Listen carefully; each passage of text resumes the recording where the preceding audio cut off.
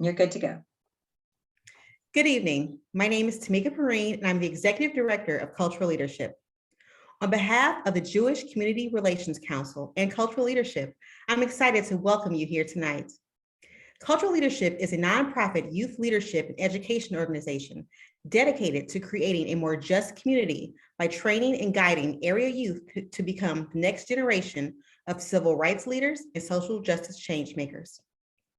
Our programming explores the strengths and oppressions of our communities through the lenses of the Black and Jewish experiences and works to bridge divides and build relationships among young people who want to create positive change in their communities and beyond. Tonight, we will learn about the Jewish values that encourage our community to be concerned about these issues. We will then hear from speakers who will help us understand what is happening at the national, state, and local levels. To begin, late last August, a joint committee of the Missouri House and Senate Education Committee held a hearing to discuss what they referred to as teaching critical race theory in the classroom. We like to think of this as equity education, ensuring that all groups' history is fully and accurately taught in the classroom. Several people testified in support of a full teaching of history, including Rabbi Noah Arnow, the senior rabbi at Rinah congregation. We would like to share Rabbi Arnow's testimony to frame our discussion tonight.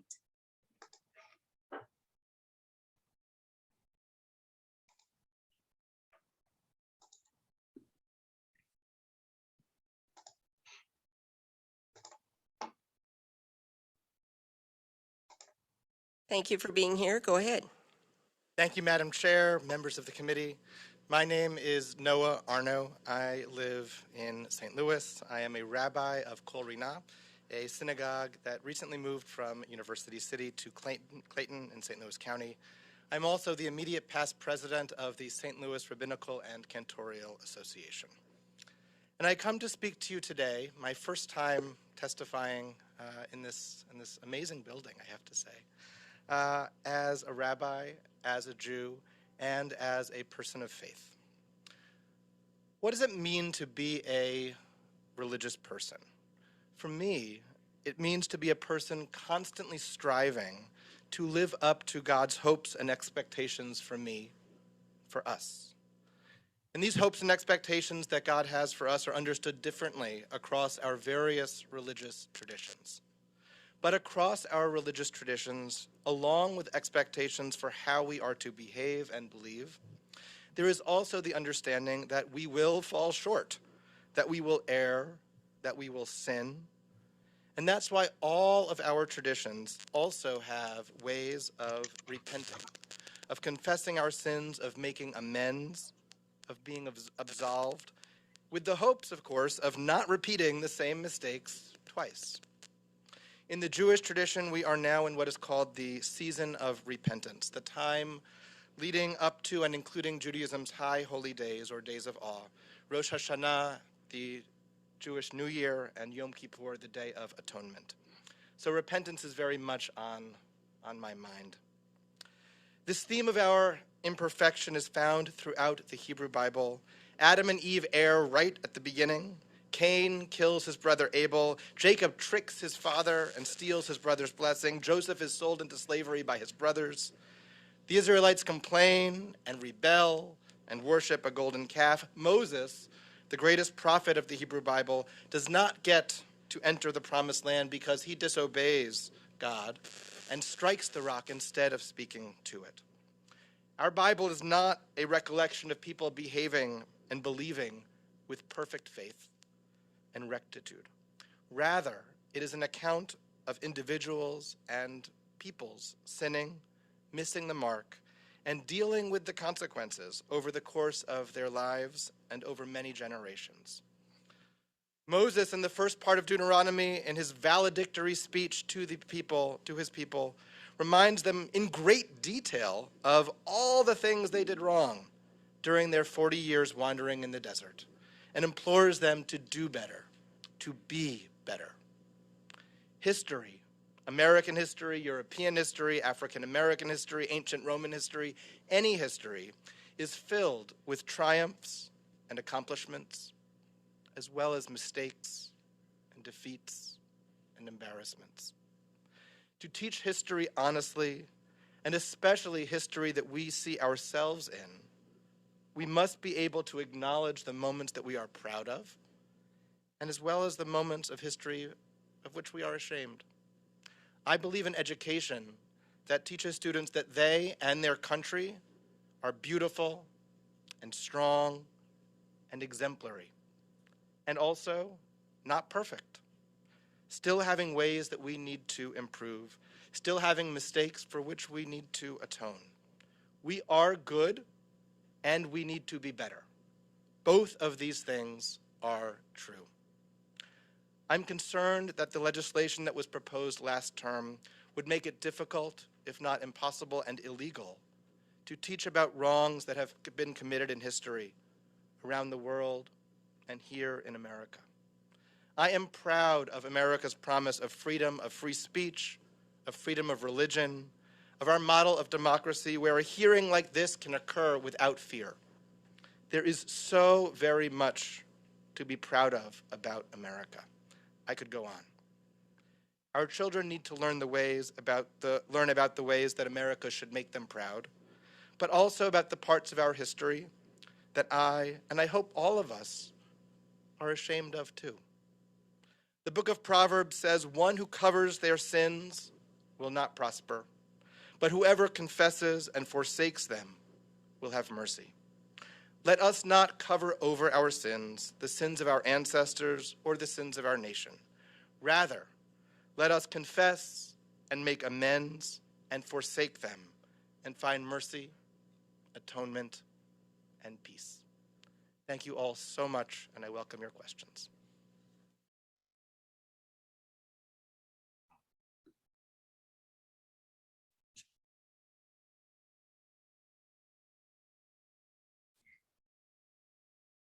Our thanks to Rabbi Arnow for going to Jefferson City on behalf of the Jewish community for his beautiful teaching and for allowing us to share his words tonight.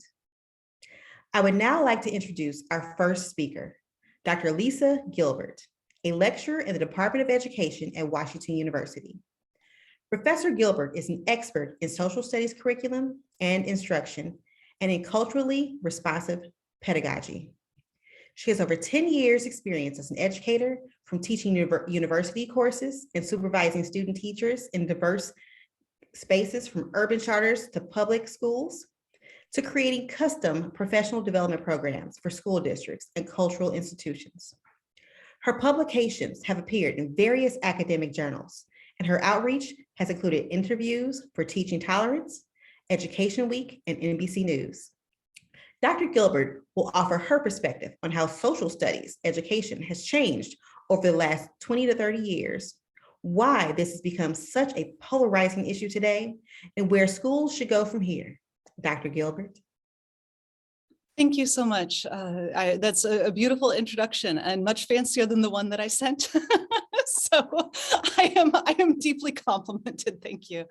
That's really kind of you. And I want to express my gratitude for being here tonight. This is both the JCRC and cultural leadership are such important institutions, and to be invited to be a panelist I'm just so looking forward to learning from the other panelists as well. I'm very much looking forward to this. So let me share my screen with you.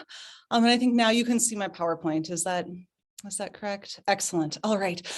So what I'd like to do tonight is to talk about some of the through lines in history, not to talk about historical moments just for the sake of understanding the history on its own terms, which I do think is a valuable and important skill. But I'm interested in the roots for today's conflicts. I'm interested in those bits of just things that people say, the aspects of the discourse that seem to speak to this ongoing conflict that honestly, I don't think we've ever resolved necessarily. Is this a new thing that's happening right now? No, I think it's more like the ocean, and there are just waves upon it, right? And this is the latest wave. So in one of the program, or one of the courses that I get to teach here at Washington University in our wonderful teacher ed program, we read James Baldwin's Talk to Teachers. And first off, because it's always good to read Baldwin, right? Like I have a friend who says, like, every time you want to write something, like, take a deep breath, calm yourself down, go read James Baldwin, and you're going to find out that he already said it better and he said it deeper, right? You will find so much good sustenance in his words, right? So this piece we read in our intro level ed psych course, right? And Baldwin says, you must understand that in the attempt to correct so many generations of bad faith and cruelty, when it is operating not only in the classroom, but in society, you will meet the most fantastic, the most brutal, and the most determined resistance. There's no point in pretending that this won't happen. So I'd like to take this quote piece by piece. And first, so the first aspect, right? The attempt to correct so many generations of bad faith and cruelty. I think the good news is for us tonight, right? That those of us who are worried about what is going on right now, who believe strongly in the beauty and power of a multicultural, anti-bias curriculum, we can recognize that we are part of a long movement, right? There are others who came before us that have been fighting this fight, right? And as a wise person once said, right, you don't have to complete the work. You can't let it go. So here's an example. This is a 1939 example that I found in the newspaper, and I was more or less floored, right? Because this is an editorial that talks about why the idea of race should not be taught in biology textbooks. Part of what they say here, I guess I should read part of it to us, right? So the first highlighted part, although the committee is properly concerned for the political consequences that such teachings may have, it does not ask their elimination merely on such grounds. On the contrary, it asks for their removal on the indisputable ground that science lends no support whatever to the theory of race. I didn't learn that until my early 30s, I think, probably, right? And there's always that aspect of, I mean, maybe I'm the only person guilty of this, right? But like, when I learned something, I think this is when everyone else learned it too.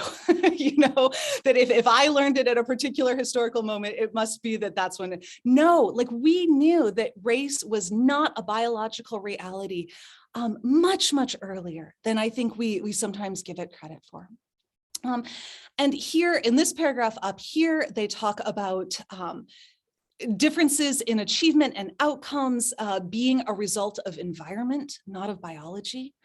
And then they write in the second highlighted part, textbooks that are colored with quote unquote racial theories consequently deserve elimination from the schools strictly on the ground that they are unscientific. But furthermore, by giving seeming authority to dogmas on which some people have in recent years assumed the right to dictate, even destroy the lives of others. This is 1939. Right?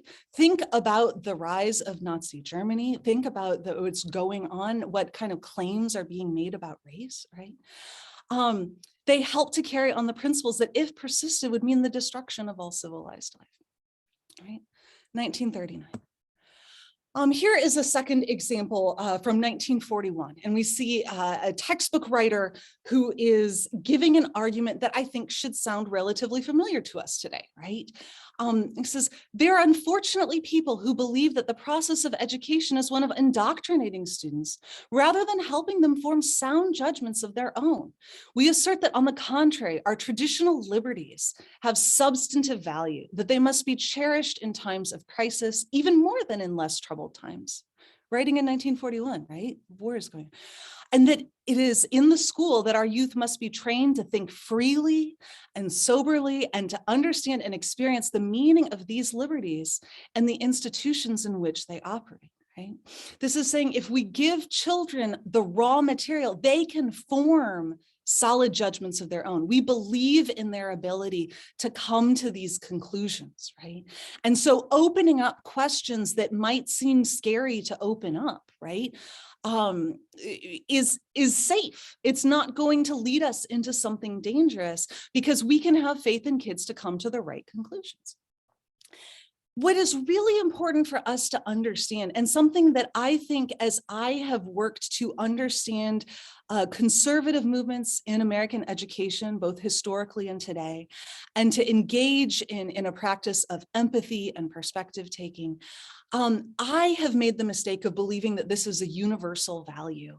And it is not, right? Because it is rooted in a certain perspective about child development and cognition and what is possible at certain ages and not at others, right? It's not a universal belief that we all share. And so if I don't engage with that, right? Like if I don't understand that, like I think our arguments are going to keep going past each other instead of finding that ground on which dialogue is possible. So one book, if this is something that you are interested in as well, that I recommend and that I sometimes have students look at parts of is by Adam Lotz, and it's called The Other School Reformers, Conservative Activism in American Education.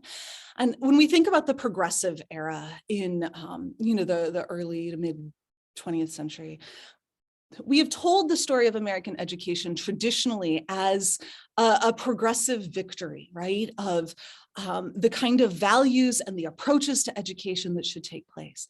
And what Lotz does that I think is just so frankly brilliant, right?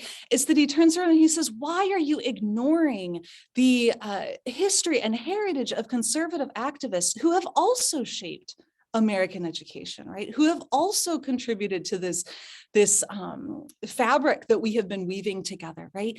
And if we don't understand their perspectives, and he is writing from a progressive perspective himself, right? But he has a deep interest in understanding the other side, right? He says, if we don't understand this, how are we ever going to be effective, right? How we're going to be caught in the same cycle that we seem to be caught in right now. So there's a quote here where he is synthesizing after, chapters upon chapters of looking at specific moments in 20th century conservative educational history, right? Talking about developmentally appropriate teaching methods.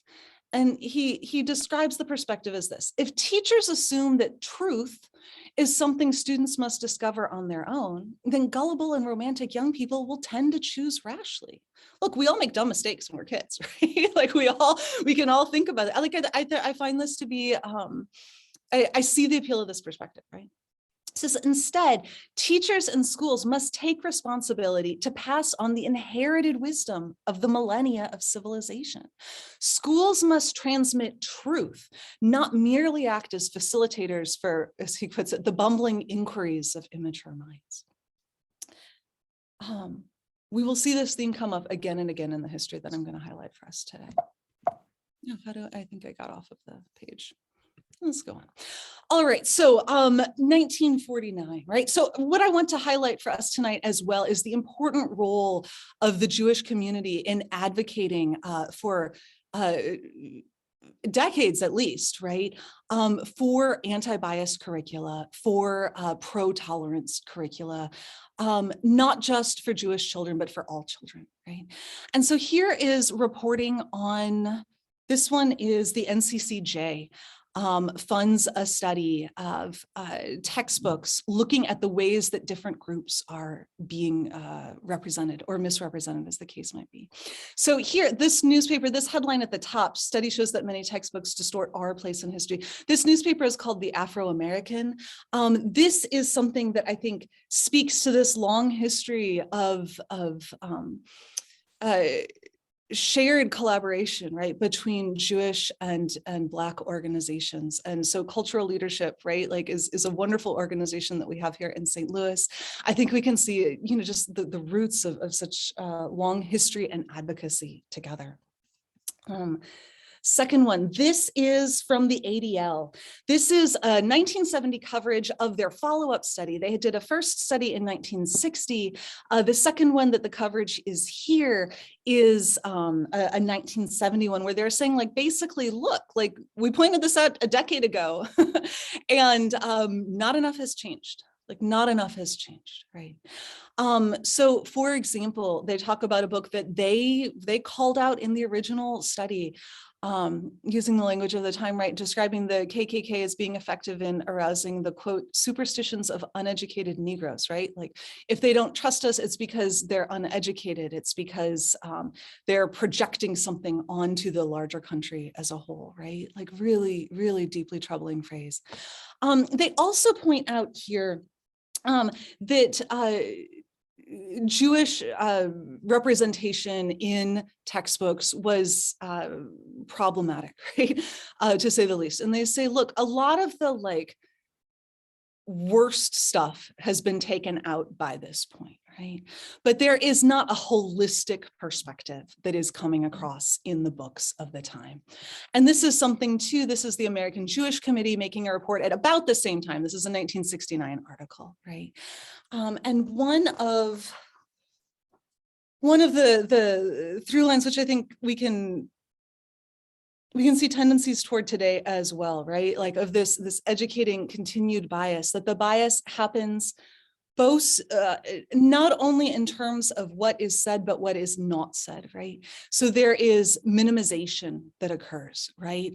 So this highlighted part right here in the middle, an entire textbook that devotes only half a sentence to the murder of 6 million Jews, and then references it as one of the quote unquote costs of the war, right?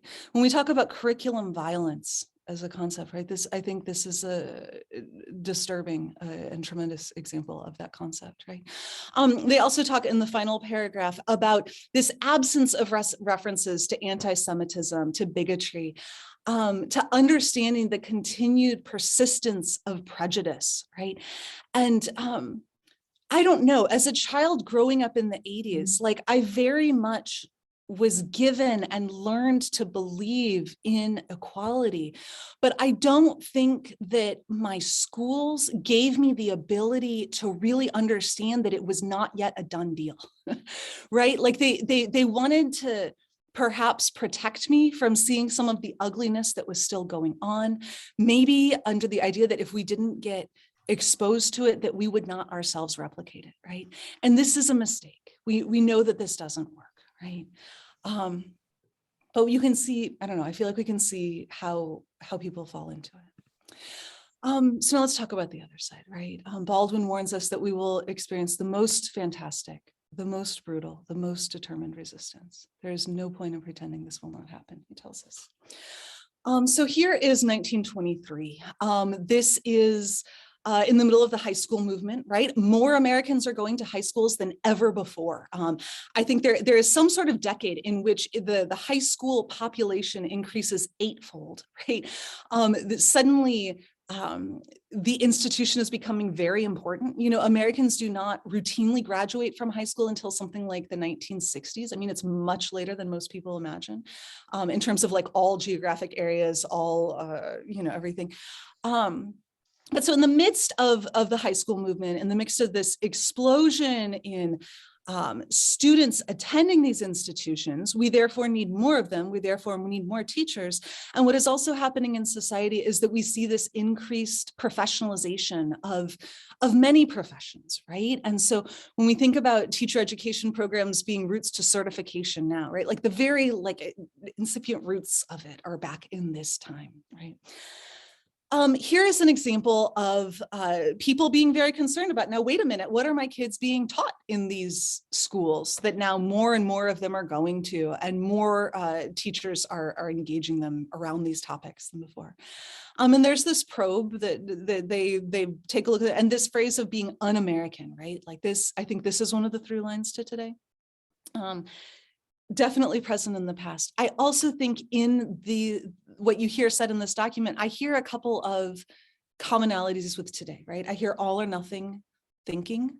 I hear a real determination that the founding events, especially, that there is something sacred about those, that there is something that is deeply offensive to question or to open up interpretation around. And we also see references to book burning, right? So the commissioner says, it would seem as if the authors wanted to convey the impression that our history, our government, and everything else American is all wrong, and that the sole hope for American progress lies in our surrendering our American spirit and becoming again an integral part of the British Empire. I doubt very much that's what the textbook writers thought, right? But that sort of framing, like you hear that frustration in people's voices today as well, I think. And he goes on to recommend that, quote, any history which after 150 years attempts to teach our children that the War of Independence was an unnecessary war and that it is still a problem as to who was right and who was wrong should be fed to the furnace, and those responsible for those books be branded as un-American. Okay? So here we have advocacy for book burning.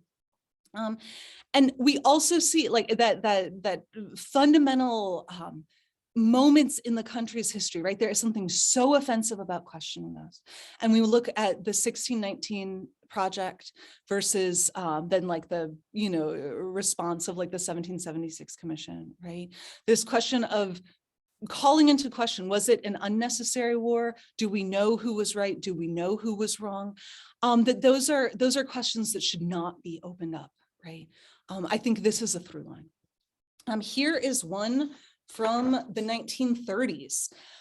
And some of the through lines that I think we will see here today is a claim that the books were used, or like just pointing out that the books had been in use for several years. It says here 7 years without a complaint against it, until all of a sudden, someone raises these concerns, right? You will also see someone say, like, basically schools always make choices like about what they teach. So why is this any different, right? And also concerns about what is developmentally appropriate for children, right? So here's the part where it says that 7 years was dropped without a complaint against it. But here, Mr. Campbell disclosed that he felt the book would be all right for college students, but it might have a harmful effect upon a 15-year-old boy. He said the elimination of the book had been a routine matter with the superintendents who, quote, take books off the list almost every week and put new ones on. If it's every week, the teachers are exhausted. So, but boy, when I hear this, I think about the school board in Tennessee taking mouse off the curriculum, right? I feel like in that coverage, I heard very often that it was, this is a routine thing. Why is this, why is this a big deal? And in the school board statement after the fact, right? They said, look, like we don't have a problem with this book, even necessarily in particular. It's probably good for older students. We just don't think it's good for this age, right? And so I think we have a real difference in terms of the ages at which we believe children are capable, young people are capable of thinking about certain things or navigating ambiguity, right? I also want to highlight for us a through line of women's advocacy, and in particular, conservative women's advocacy. For a very long time, right? They have been very good at activating the role of the mother, the maternal image, to garner support for these claims about what does it mean to protect young people? What does it mean to help young people become adults, right? To nurture. Here's an example of a woman that, it looks to me like this is a socialite in Los Angeles who is making an appeal, right? Here we see an earnest challenge from a mother's heart. She says, I'm not speaking for any organization, but I'm speaking as a mother. It is appalling to find apathy existing everywhere among mothers. I am talking daily and finding that they are unaware of the insidious propaganda that is being taught in public schools, directed toward a breakdown of the American Republican form of government. She goes on to talk about different things that is in the curriculum. And she says, the children are taught to form their own opinions. What does a child of that age know about such weighty matters unless properly guided, right? At the end here, if an instructor has the authority to teach such books, we must do something about it, right? In other words, like, this is just too far, right? This is stepping in between the proper role that the family should have and the authority of the family and what the government with schools and with public school teachers as representatives of the government, what they should be doing, what they should be talking about with our children. And if we are caring mothers, if we are nurturing the next generation, we need to protect them from this, because this is dangerous, what is happening, right? So flash forward to today, right? The Moms for Liberty organization, right, which is a 501c4 Hey, organization. Lisa, this is Cheryl. Yeah. This is so fascinating. And Mhm. we're going to ask you to try to wrap it up for us in about 3 minutes so we can get to our next Okay. one. I Thank will, you. absolutely. Sure, thank you so much. Moms for Liberty being a really good example of an organization that has been successful in doing this. And I could also point out to us some of what, you know what, I can make this PowerPoint available to people after the fact as well, if they're interested in these newspaper articles as well, right? So what I'm gonna do is skip forward. I will draw our attention to the textbook controversy in Kanawha County in West Virginia in 1974. This is a moment when the Klan gets involved, when coal miners go on strike. The superintendent has to go into hiding. There is an elementary school. Let's see if I can find that particular one. There's an elementary school that is bombed with dynamite. There are various people who are attacked at their homes, right? That there are bombs being put underneath their cars. There is a plot as well to blow up school buses with children still on them, right? Because the idea was, look, as conservative parents, we have called for a boycott of the schools because we do not trust the textbooks that are in them. There's a specific series of textbooks in particular. And any parent who is willing to send their child to school at that time is willing to have their child be collateral damage. The man who was mostly, who is very involved in this and who is partially behind that plot, was eventually found guilty of dynamiting the particular classroom. At his arraignment, he keeps telling the press, right, I'm a peaceful man. Like, this is not how I see myself. Here's a picture of him holding an umbrella for a KKK leader who was, I forget if he was like the Grand Dragon at that time or what he was exactly, right?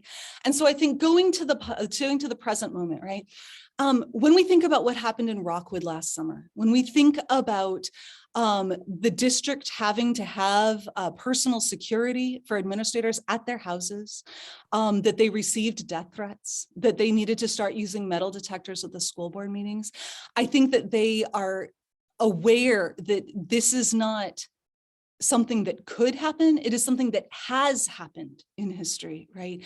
And we need to take it very seriously because we obviously need to protect the lives of our educators, right? This is a site that will help you to track legislation. I know we also have some more resources on that coming up. I want to bring up this resource for anyone who is doing advocacy work, right? So the AASLH, the American Association for State and Local History, came out recently with a report, I think this is like 2 weeks ago, called Reframing History, that is a communication strategy book, right? For people, like for organizations, right? Museums who are trying to figure out how to navigate this moment, for parents who want to advocate for inclusive curriculum for their children. Like that. And they said, look, here's one of the things that we know about how Americans think about history is that they believe that it is more or less settled, right? That it is a series of facts that we know, that bringing in interpretation to it is to introduce bias, right? And understanding that there's always change happening in the ways that we think about history, that it is more like detective work, that we are trying to come up with an understanding of it. The recommendation that is being made broadly is that we need to reframe it for the public as critical thinking skills and not so much around storytelling or perspective taking or arguing about whose interpretation is right, but instead of framing that. They give multiple examples of, like, for example, op-eds or letters to the editor, things like that, saying, here's an example that doesn't take our advice, and here's a revised example that does, right? Teacher burnout and the ways that we are anticipating a large loss of teachers to the profession in, we've already started seeing it happening, is also an important background for what the ways we should think about all this, I would argue, and it is certainly something that I talk directly with our future teachers about in our program here. And finally, I want to make a plea for why this is important by talking about my own high school experience. And I promise I will be done in 60 seconds, right? This is a picture of my high school history class. This is a picture I happened to be, Time Magazine happened to do like a 35-page article about us in 1999. It was a week in the life of a high school, what it's really like since Columbine, right?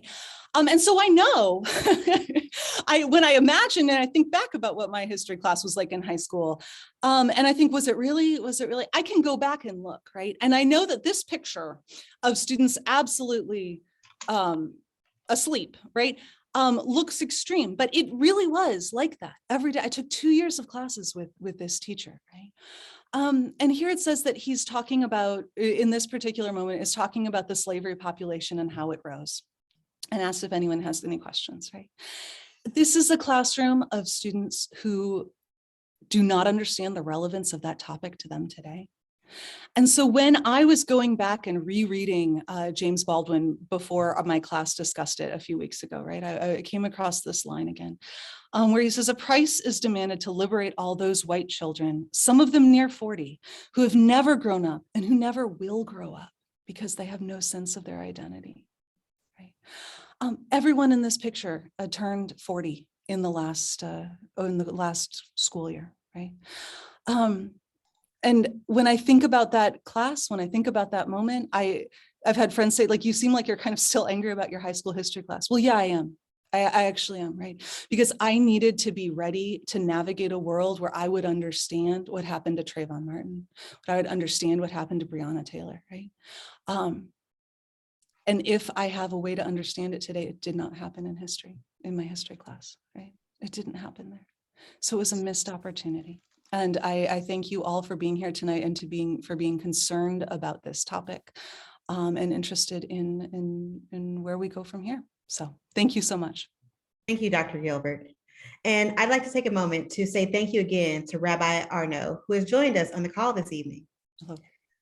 Now that we've heard about the historical and national context in which this debate is taking place, it's now time to turn to what's happening here in Missouri, specifically the legislation being considered by the Missouri General Assembly.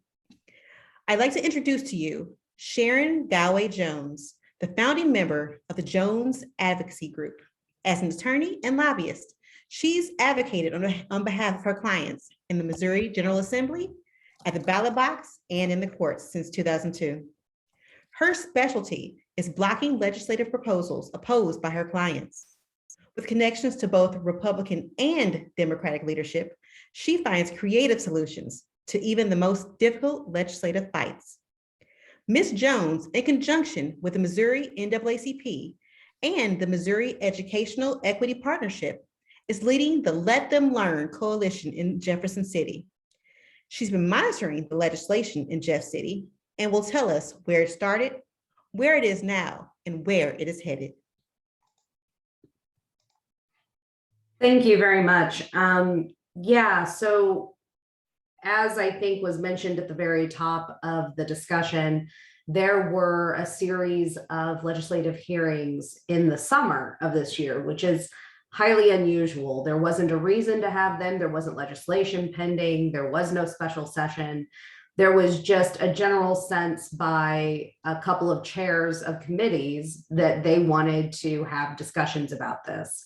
This was in the wake of what we've seen happening in St. Charles, Missouri, St. Charles County schools, where specific people have sort of manufactured, ginned up, however you want to say it, quite a fervor over this idea of critical race theory. So I was lucky enough at that time to meet Heather Fleming, who founded In-Purpose Education Services and the Let Them Learn Coalition, also known as the Missouri Education Equity Partnership. But she really had gotten together the grassroots pushback in the St. Louis City or St. Louis County and St. Charles County area with parents and teachers and students to say, hey, not everyone agrees that this thing even exists, much less as a problem. And so we were able to connect and really move from that localized effort to a more statewide effort at the legislature. I'm incredibly grateful for that, and certainly want to make sure that I give all the credit to Heather, because without her, there would not be any of that grassroots pushback. So if any of you know her, tell her I gave her a shout out, because she's doing good work. But we are currently tracking almost 70 different pieces of legislation that are directly aimed at telling teachers, school boards, and administrators what they can teach and how they can teach it and how they can run school board meetings. These pieces of legislation range everywhere from literally laying out in Missouri state statute what a school board meeting has to look like and who can be on the agenda and what they can say, to the very innocuous sounding Parents' Bill of Rights that we've even seen some Democrats file. And some of these bills, when you look at, they can seem pretty innocuous. They say things like, you can't discriminate against anyone on the basis of their race or sex. Okay, great. Then when you start digging into it, you realize what they're actually talking about is not being able to say things like the transatlantic slave trade was based on the color of a person's skin. Right? They don't want to have those conversations. They want it to seem like it was all this thing that was in the past that has nothing to do with what's happening today, and that was entirely economically driven, is sort of the direction that they want to move. And I'm really grateful to Lisa for talking about the fact that there's a through line there, because the more of these bills that you read, the more you see that through line, where what this is about is the same thing that the Scopes trial was about, that Brown versus Board of Education was about, that, you know, all of the examples she provided were about. This is about certain parents wanting to take their children out of public education, and in today's world, have the state pay for that, so that they can put them in a little bubble and teach them only what they want them to hear. And then when they come back out, they don't know how to operate in our society and in our diverse world. So this is the same conversation that's happened over and over. It's how we got segregated private schools. It's how, you know, again, over and over and over. Can't emphasize that enough. This is not about what it says it's about. This is about the same thing it's always been about, which is, I want to take my child out of public education and put them over here in this different society where I can have them think only things that I tell them to think. And I think the reasons that is dangerous are probably going to be talked about by Dr. Poole here in a little bit, but it's interesting to see all the different ways that they are trying to attack that problem. So some of the specific things that you would not be able to talk about under these bills, there is one version that specifically says you cannot teach that slavery and racism are anything but a betrayal of the fundamental values of liberty and equality, or the fundamental founding values of liberty and equality. Under that language, the way I read it, you would not be able to talk about the fact that the original Constitution and the original Bill of Rights were negotiated, written, talked about, and designed to protect the rights of slaveholders in the South. You can't talk about that because that would be saying that slavery is a fundamental part of the way the Constitution was written. And therefore you would be violating that particular provision.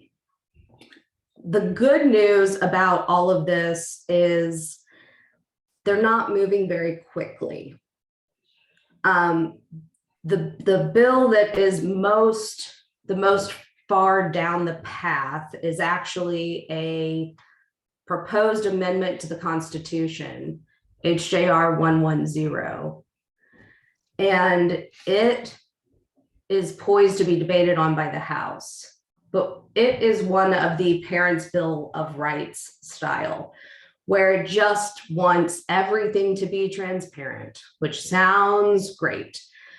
With that transparency comes the ability of any individual parent to object to and remove something from curriculum. So anytime you hear Parents' Bill of Rights, I want you to think book ban, because that's what these Parents' Bill of Rights do. And I am actually, if you will bear with me for 2 seconds while I do things and try to talk, I will put a shareable link to this tracking list in the chat. So they, again, are not moving particularly quickly, but we are still watching them. And the bad news is they are constantly coming up for more hearings. There are 3 bills being heard tomorrow alone. One that is titled Prohibits Discrimination in Education, but actually says that you cannot talk about such concepts as a meritocracy is inherently beneficial to one race or sex. You can't talk about the fact that an individual should feel any kind of psychological distress, whatever that may mean, on the account of their race or sex. Some things like that, which again, could be fine, are not going to be fine. They're going to be used to ban curriculum, to ban books, to ban teachers, that sort of thing. So that's one. The next one actually lays out what you can and cannot teach in your social studies education classes. It goes into it in a very point by point format for several pages. And the third one very similarly lays out very specific requirements for social studies and history classes. The overall push is for the legislature to do this, not the local school boards. And for those of you who've been involved in your local school as a parent, a teacher, a student, you know those school boards are very much a reflection of the community that they were elected by. So what you have in Columbia, Missouri is very different than what you have in Moberly, Missouri, even though they're a half an hour away from each other. The local school board can take input from parents and can translate that input into those local schools, that local school's curriculum and teaching methodologies. Yeah, I mean, I think that the biggest thing anyone can do right now to be a part of all of this is, one, go to MissouriEquity.com and sign up for the alerts there. That is how you will know when hearings are happening. There's a lobby day coming up on Thursday where we're all going to come down to the legislature and talk about these issues. And that will also give you a lot of resources that are specific to what's happening in Missouri. The second thing is, if you've got a relationship with any of your elected officials, reach out to them and tell them, hey, I'm involved in my local school in the following ways. I'm a parent, I'm a teacher, I've got grandkids who go to these schools, and I don't want them to learn a skewed view of history. I want them to be participatory citizens. The way that can happen is if we have honest discussions about what's come before.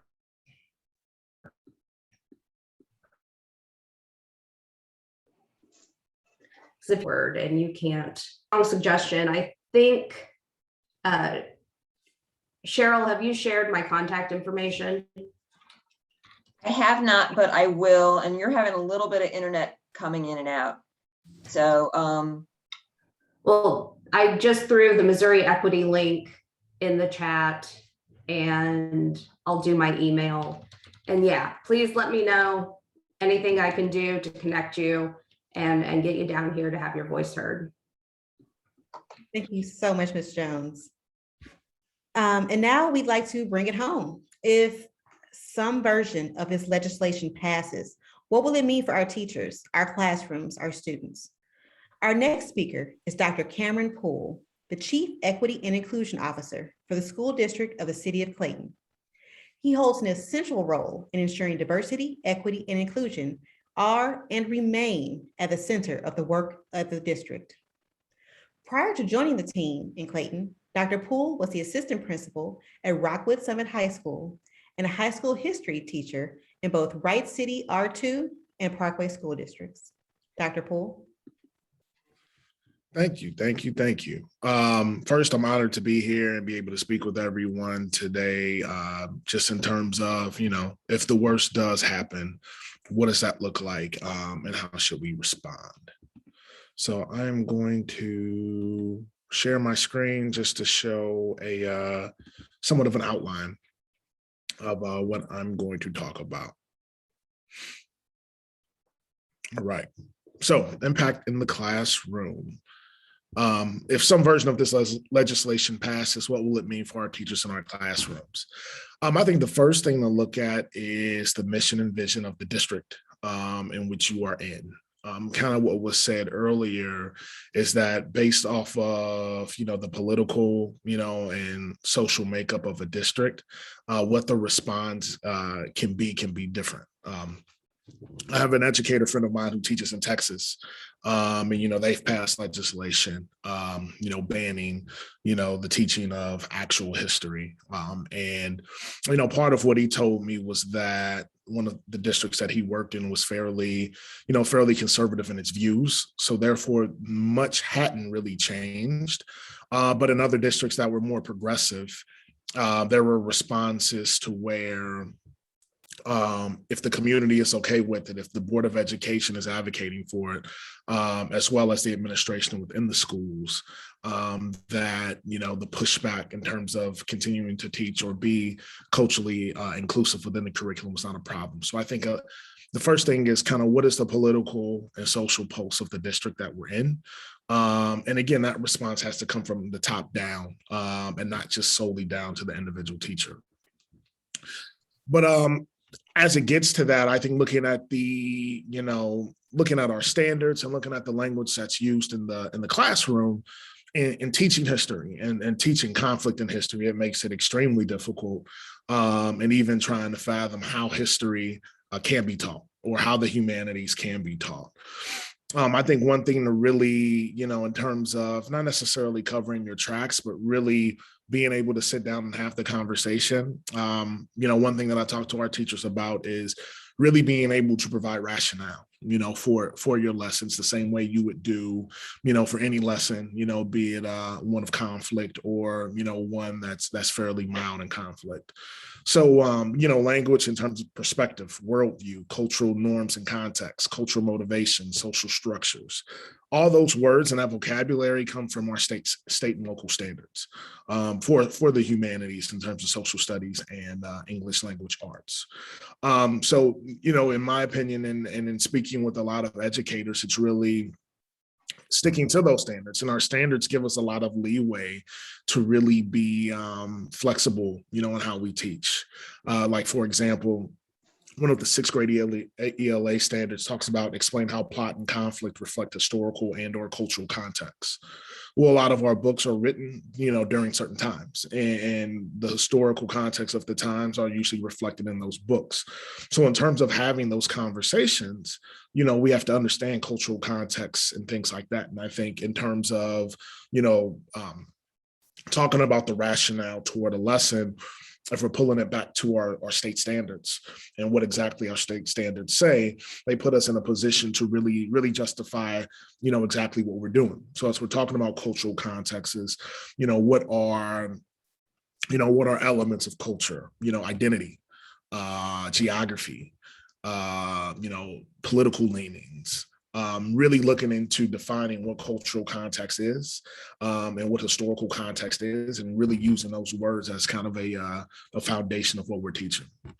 And then another standard I took from grade 6 through 8, using an American history lens, examine the origins and impact of social structures on societies and relationships between peoples. So again, if we're talking about relationships between different groups of people, we're talking about social structures in society, the origins and the impact. It's very hard to get around that. And speaking with,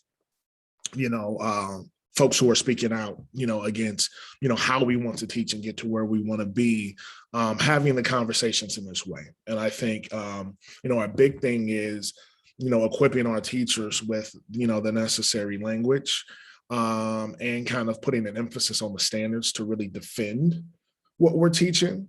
And, again, the first thing that comes with that is having support from an administration, on up to the school board, and teaching those standards to being aligned, in that conversation when it does come up. So again, it being very difficult to teach history, without talking about historical and cultural contexts, without talking about relationships between different groups of people, and being able to continue to have that talk and really, as we define what a social structure is, this is how it's laid out and what we're doing in the classroom. And we're able to justify exactly what we're doing, via the standards. I will stop sharing my screen.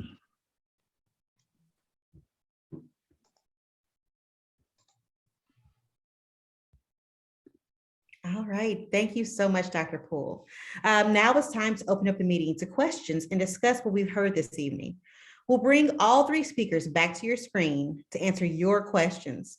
I'm going to turn this portion of the program over to Cheryl Adelstein, the Deputy Director of the Jewish Community Relations Council. Take it away, Cheryl.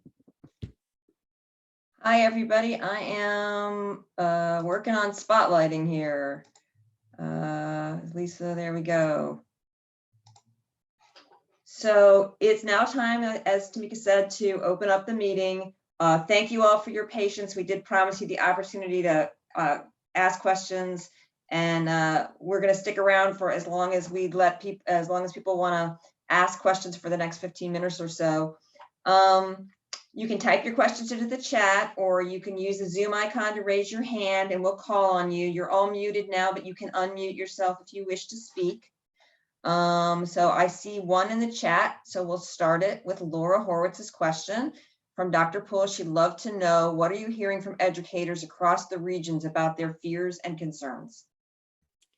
Good question. It's it really depends on where they teach. I think in certain districts, when you look at, a lot of the districts that have been under fire, like a Rockwood, where I used to be a principal, and seeing the things that are happening in Wentzville, there's definitely fears there in terms of political pressures. What does it look like from the school board, administration on the way down? But, I've also talked to, teachers and districts like, Hazelwood, University City, St. Louis Public, to where, it's not even a conversation. So I think it really depends on the socio-political makeup of the district and, what the talk has been, from the school board on down.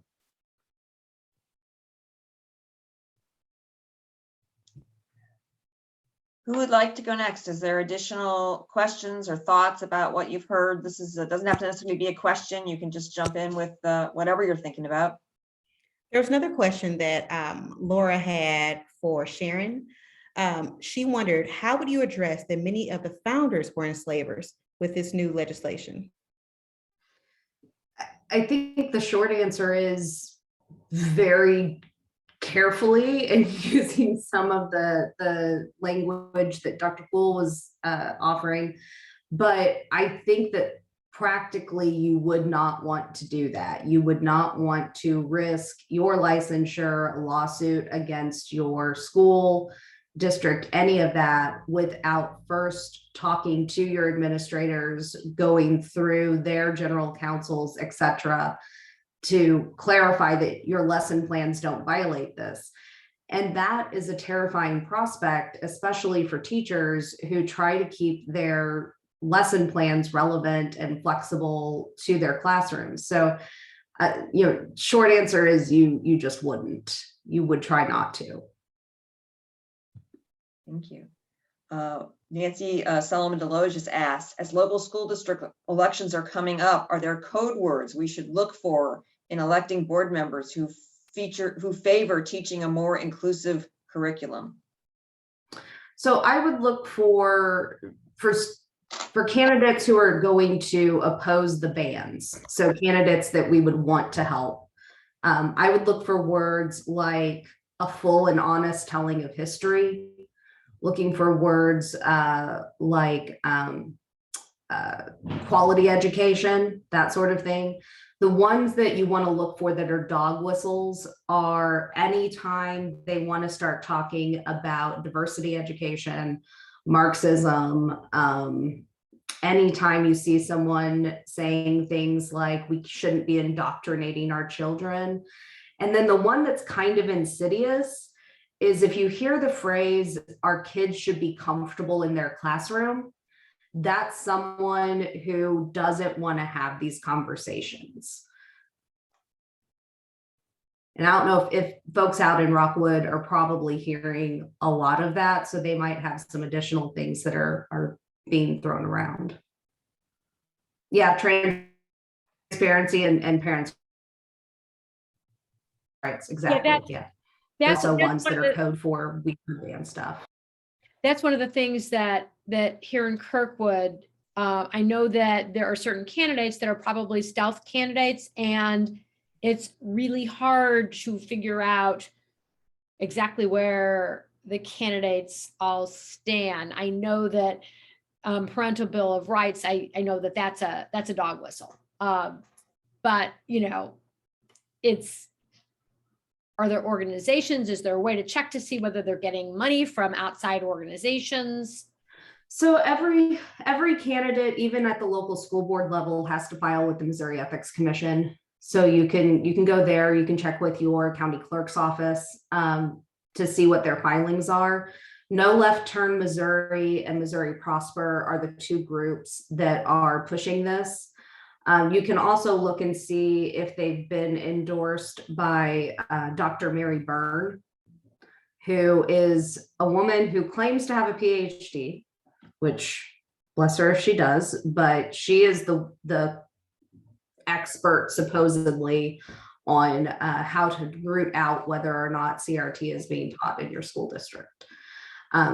So that's kind of, the other thing is, it's rare that they're actually being quiet about it. We are in a weird scenario where people are saying the quiet parts out loud. So if you go on their websites, if they've got one, if you just ask them in a forum or in an email, I think they will be pretty open about it, especially if you frame the question in a way that it sounds like you're supportive of a ban. Thank you, Sharon. Other questions or thoughts before we wrap things up this evening?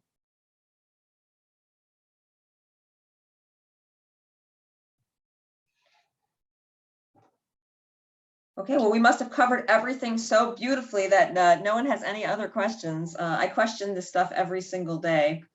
I want to thank all of you for your participation and thank our speakers. And if you're excited, curious, outraged, or any other emotion about what you heard tonight and want to get more engaged in this topic, here are some things you can do. And I'm remove these spotlights here so you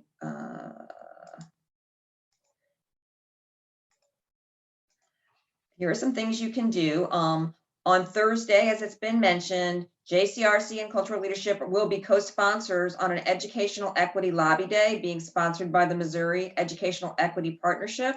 I'm going to drop in the chat the link to register for that. And as Laura said earlier, we will work on carpooling. So if you want to register and you want help carpooling, you can do that. Missouri Education Equity Partnership is doing a regular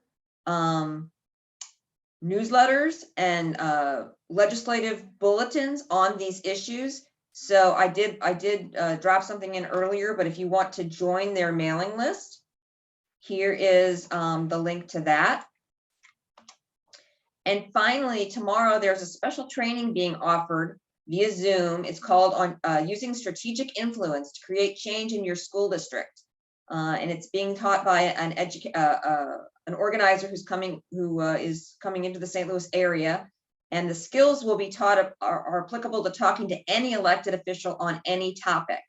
It is a private training, but Missouri Educational Equity Partnership has graciously agreed to let anyone who's interested in that kind of intensive training on how to talk to an elected official in on the training.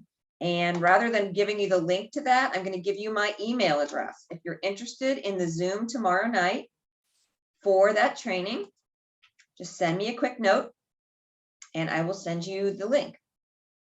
So on behalf of Cultural Leadership and the Jewish Community Relations Council, I want to thank Rabbi Arnow, Dr. Gilbert, Ms. Jones, and Dr. Poole for sharing your time and expertise with us this evening. And thank you all for your interest in this topic and your questions and your passion. Anyone who registered for this program will receive a follow-up email tomorrow with a recording of the program, along with links to sign up for all the things that we've just talked about. So again, thank you for being here and good night.